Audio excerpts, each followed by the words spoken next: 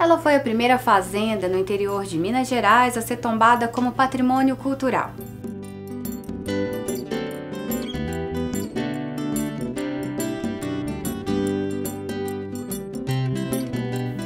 Um distrito que surgiu antes de Ouro Preto e conserva até hoje o título de maior produtor de doce artesanal.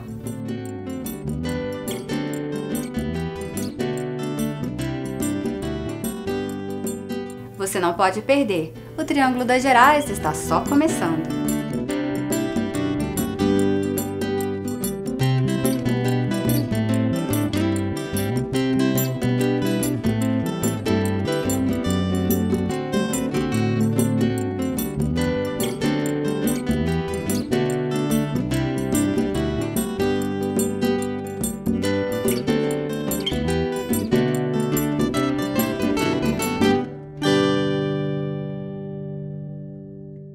Patrocínio Algar, gente servindo gente. Incentivo, Lei Estadual de Incentivo à Cultura de Minas Gerais. São Bartolomeu, um dos distritos mais antigos de Ouro Preto, onde há a maior concentração de doce artesanal. Confira.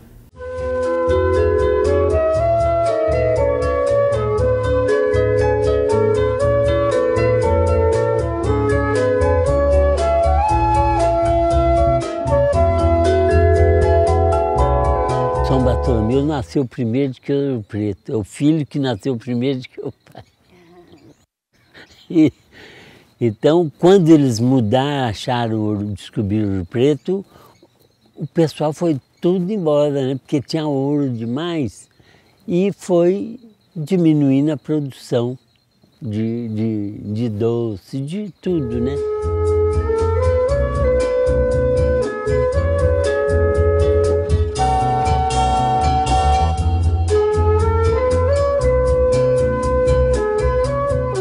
Eu gosto de fazer goiabada, doce de leite também eu gosto. Assim, valor o doce, aí é muito, agora é pouco, né? Não pode mais, não tem força a mais para trabalhar. Era o meu pai que ensinou, né?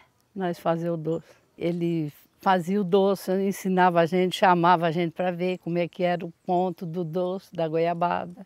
Tem que ter atenção no serviço, fazer tudo direitinho, né? Assim que ele falava. Aí ele fazia a marmelada também. E saía também para vender, Nova Lima, esses lugares e tudo. No início, quando eu era menino, era marmelada. Tinha marmelo aqui igual o goiaba ou mais.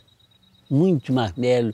Dava barro, tanto marmelo que a gente colhia e fazia. E vendia, eu ia muito com meu pai em Ouro Preto, né? E lá nós tínhamos apelido Povo da Marmelada. Não é porque enrolava eles, não é porque fazia muita marmelada, muito doce de marmelo, né?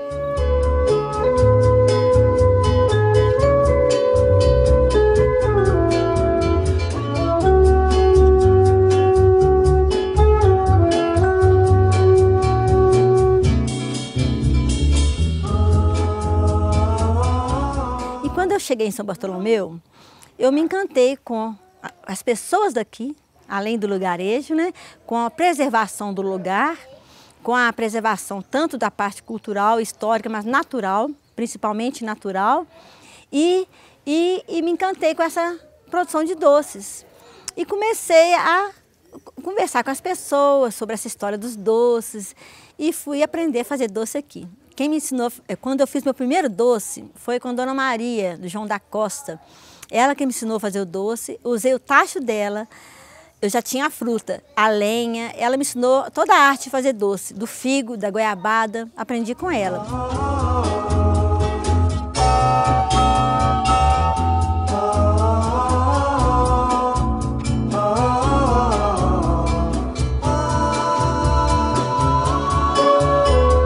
A natureza aqui dá muita fruta e as pessoas aproveitavam um pouco as frutas aqui, a não ser a goiabada. Aí eu vi que aqui tinha ameixa, jabuticaba, limão capeta, que a gente chama limão galego. Eu falei, vamos inovar, vamos fazer mais variedades de doce.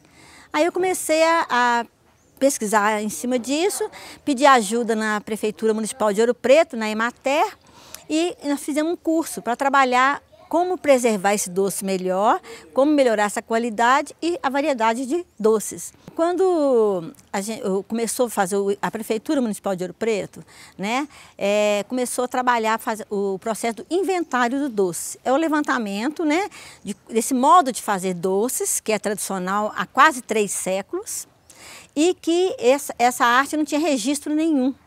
Então começou a fazer esse levantamento e nesse levantamento eu fui acompanhando as pesquisas e a gente viu que muitos doceiros estavam ficando mais velhos, né, já estavam diminuindo quase ou parando a produção e os filhos não continuavam na roça, iam para a cidade estudar ou trabalhar. A maioria trabalha.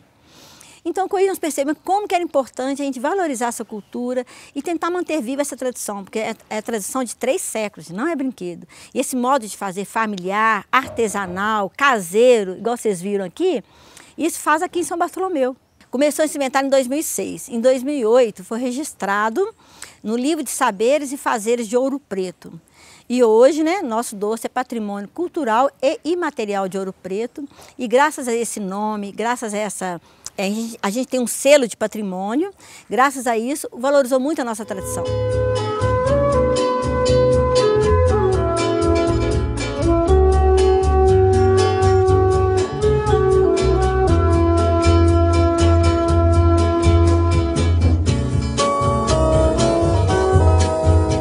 Por isso que eu gosto desse slogan, né? São Bartolomeu, um doce pedaço de Ouro Preto. Porque essa arte é aqui nesse distrito, e esse distrito é mais antigo do que Ouro Preto.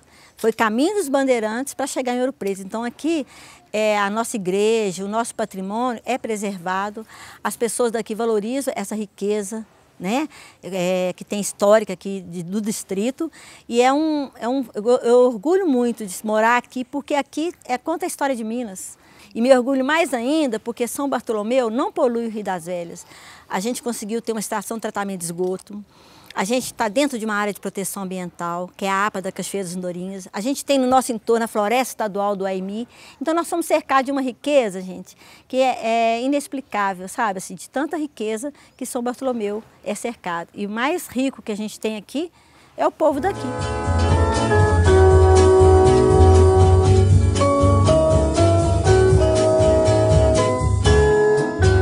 Plantei quase 500 pés, mas mão de obra para cuidar não teve. Hoje ela é a goiaba comum, virou nativa.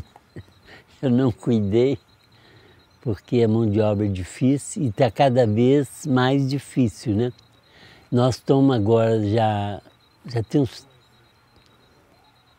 uns 3 a 4 anos, nós fizemos uma associação dos doceiros e nós vamos tentar agora montar uma fábrica dos doceiros, porque aí eu acho que vai ficar mais fácil a venda e tem condições de melhorar as embalagens, pelo menos, né? E o que a lei exige de os valores nutricionais, o análise químico e nota fiscal, nós já temos. Nós estamos com a proposta de montar um lugar coletivo de fazer doce. Isso vai ser um passo importante, porque vai ter padronizar a produção com uma qualidade melhor. Nós também estamos com a proposta de montar um pomar coletivo, começar a plantar frutas também. Igual antigamente, marmelo, que eles contaram que acabou, vamos tentar plantar o marmelo de novo. Vamos plantar pêssego, que é uma fruta também que produz um doce maravilhoso, né? A goiaba, que já é nativa aqui, vamos cuidar melhor dessas goiabas. Seria bom, né? Todo mundo reunir ali na associação, né? Fazer todo mundo junto. Distrai, conversando, vai trabalhando, né?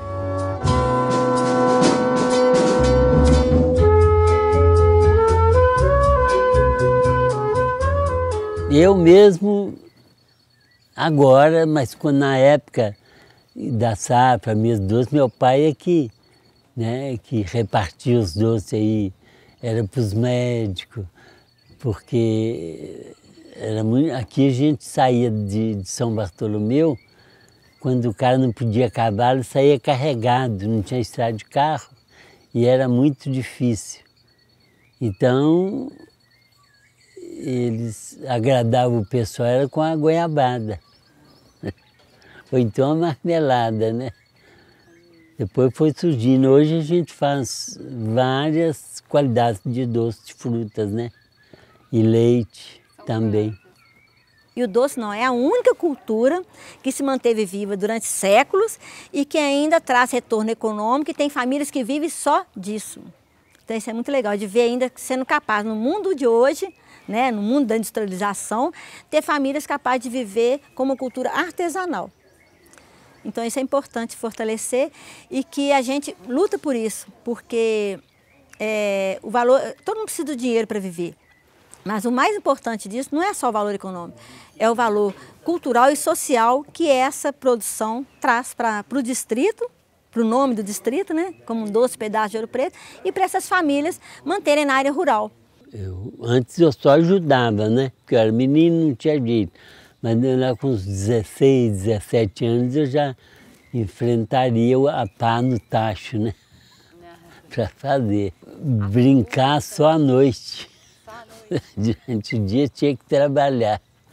E é o que eu me lembro, né? Dos 7, 8 anos, 9 anos.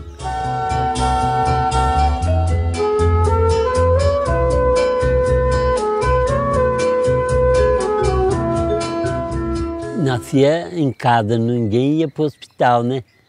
Então tinha as parteiras aqui que nascia. Tem um ditado aqui que o pessoal da roça são pobres, porque quando nascia o menino, a parteira fala assim, Deus vai ajudar que você não vai ter nada. E ficava pobre. Depois ela jogava na parede. Se colasse, era jogador. Se colasse, era doceiro. Se ele caísse, era jogador de baralho. Porque aqui a fama, aqui, os doceiros paravam de fazer os doces e iam pro cassino, né? Jogar baralho.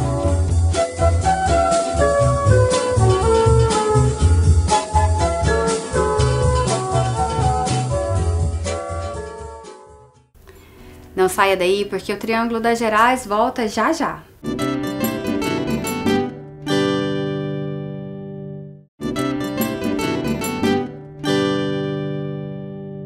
A primeira fazenda colonial, tombada como patrimônio cultural de Minas Gerais, guarda, além de uma imponente arquitetura, histórias chocantes praticadas contra os escravos. Confira.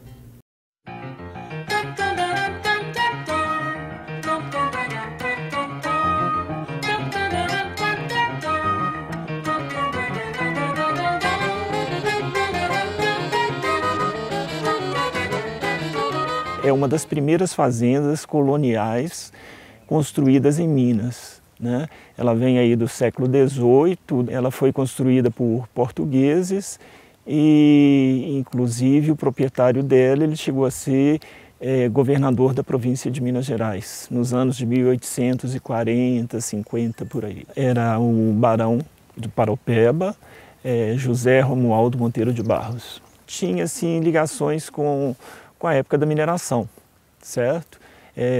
Lavras de minério e talvez de ouro por aqui. Essa aqui era uma vastidão, era uma sesmaria muito grande, né? Que chegava os domínios até em Congonhas do campo.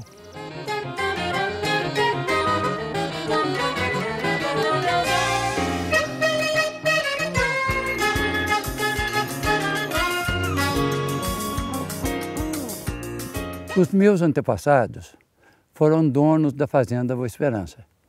Quando a viúva do barão do Paraupeba quis ir embora para São Paulo, junto com os parentes dela, então ela vendeu para Joaquim Pinto de Góes e Lara, que é meu tetravô.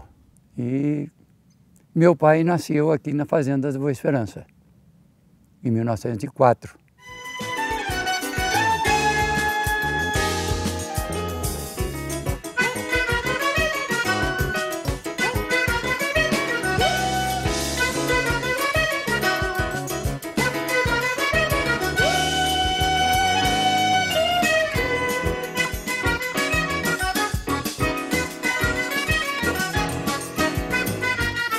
na fase dele, provavelmente eu não me lembro, não se produzia muito. Ele era mais ligado a questões, né,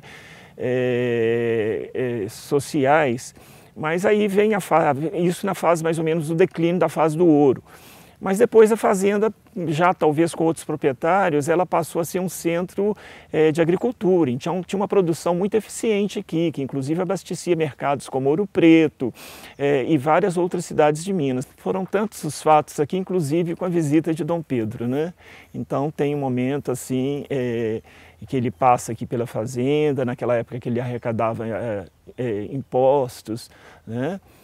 Para apoio aí para as questões políticas dele. E acredito também que teve bastantes reuniões políticas, porque o proprietário, o Barão de Paropeba, ele chegou a ser vice-governador da província de Minas, ele tinha um apoio, uma proximidade muito grande com o Barão de Achiveste, que também veio a mando da corte. Junto eles criaram a fábrica Patriótica, que hoje é tombada também pelo IPHAN e está aqui próximo, né? Então essa fazenda, ela tinha uma ligação estreita com vários elementos aqui da região. É um complexo, não se trata apenas da fazenda, né? Aqui a uns 3 quilômetros tem um forte, ruína das Casas Velhas, que também é dessa época aí do século XVIII, né? Tem os caminhos de estrada calçada, que levavam à Estrada Real, que por sua vez levava a Ouro Preto. Então essa fazenda na época era um centro, assim, um convívio social de grande expressividade.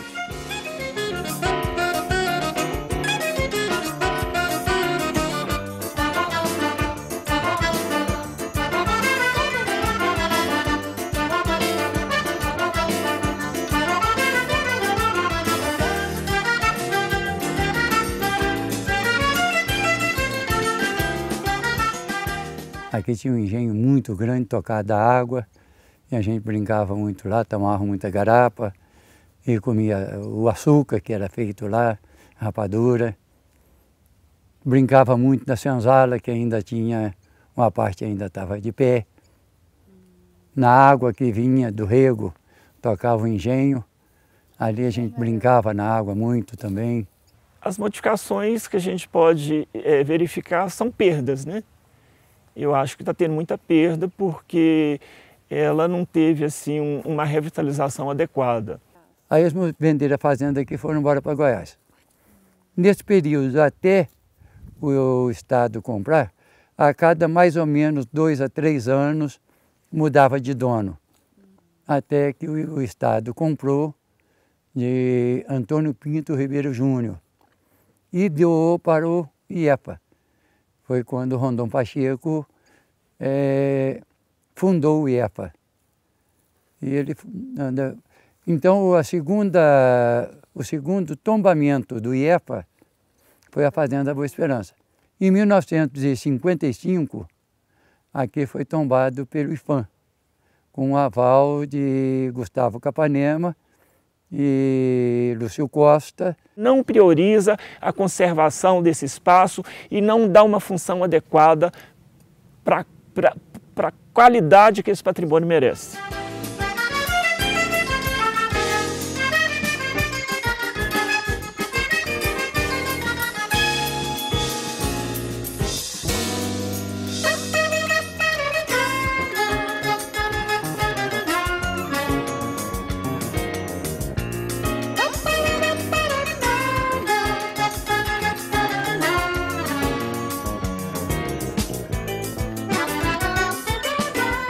A gente tem observado que a grande manutenção e a preservação são feitas pelos próprios proprietários das fazendas. São poucas que são tombadas. A gente tem algumas fazendas coloniais na região do norte de São Paulo, mesmo na região do Triângulo Mineiro, que já são posteriores, né, do século XIX, e as fazendas mais antigas, como essas aqui, na região da Estrada Real, né, que algumas foram preservadas. Agora, o que eu tenho percebido é que quando elas entram em desuso, né, as famílias já não estão mais morando, tal, elas começam a cair também, começam a ficar um pouco mais degradadas. Você pode olhar no pátio aqui ao redor a quantidade de monturos de cupim que tem aqui. Esses cupim estão todos indo lá dentro da casa comer a madeira que é pura celulose, ele come a celulose. Tinha que arranjar uma instituição qualquer que viesse para fazer eventos, usar mais a casa. Movimento. Quando a gente trabalha com restauração, implicitamente, a gente já está revitalizando, a gente está readequando, revalorizando. Então, são outros adjetivos que a gente acrescenta no processo de restauração. Então, envolve o momento cultural, educação patrimonial, envolve a questão do resgate físico do objeto, do resgate estético do objeto artístico, no caso, ou arquitetônico, a nova utilização do uso, adaptação do uso quanto é a arquitetura. Então, isso tudo ele é um processo que ao longo da restauração, do tempo do restaurar, a gente vai construindo. E ele provoca a comunidade, é aquele momento que realmente ele aglutina pessoas a repensar esse objeto, né? a requalificar, a trazer para um tempo contemporâneo essa relação do passado, né? E para projetar isso para o futuro, porque se a gente não requalifica, a gente não revaloriza, né? e coloca um novo sentido, né?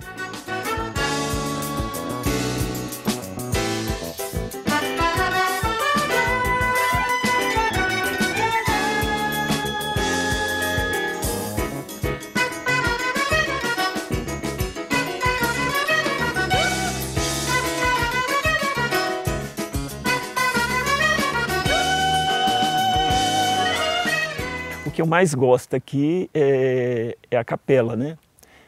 Que eles chamam de ermida, e ela é riquíssima pelos quadros, pela pintura. Ela é dedicada ao Senhor dos Passos e pode ser visto no forro, aquela imagem linda do mestre Ataíde.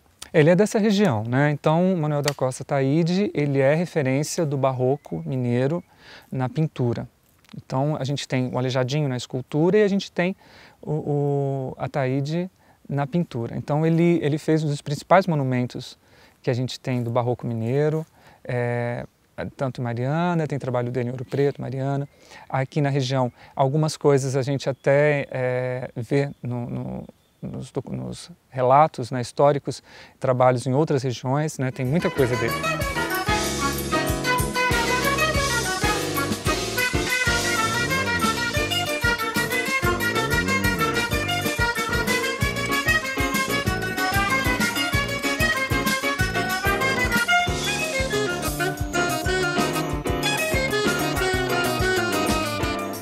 Eles falam que na véspera de São João, no dia 23 para 24 de junho, o barão sai a cavalo daqui e vai a Belo Vale.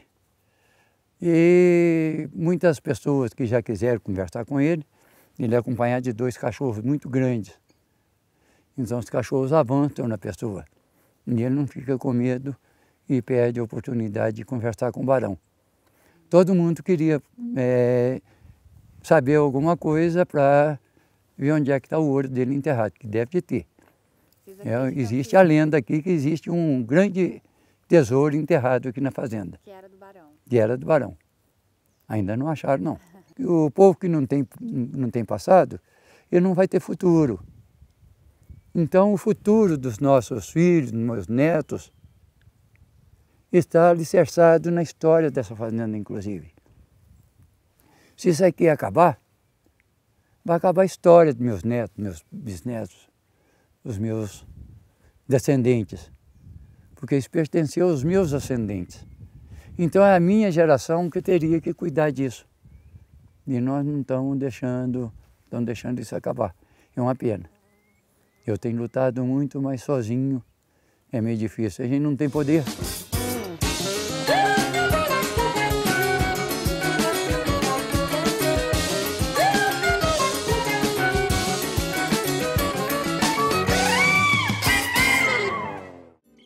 O Triângulo das Gerais fica por aqui, mas se você quiser saber mais sobre o nosso programa, acesse o site triangulodasgerais.com.br e até a próxima!